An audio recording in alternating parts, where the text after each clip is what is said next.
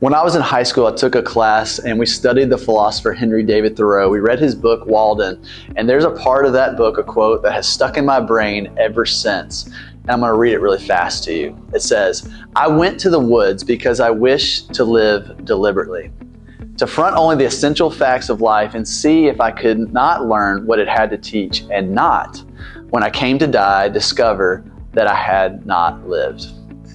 That's such a powerful quote, and to me, it really sums up spiritual wellness. We're talking about spiritual wellness in the month of December, and spiritual wellness is basically just living a purpose-driven life. We have to know what our purpose is, and if we don't, we're going to get to the end of our life and realize that we didn't live. You know, I think a great example of this is a plant that grows high in the Andes Mountains called the Poya Ramondi. This plant grows for 100 years. It becomes 50 feet tall.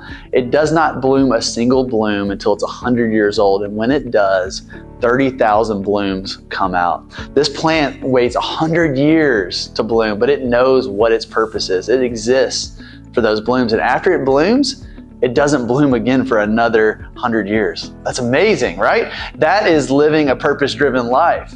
And so I want you to be thinking about what your purpose is. You may have a really clear picture of your purpose, or you may be in a phase of life where you're not really sure what your purpose is, and we want to help you this month discover that. And then when you discover that, or more clearly define it, we want you to have a plan to put it into action in 2025. So in the comments below, I want you to consider what your purpose is and just simply write down your purpose.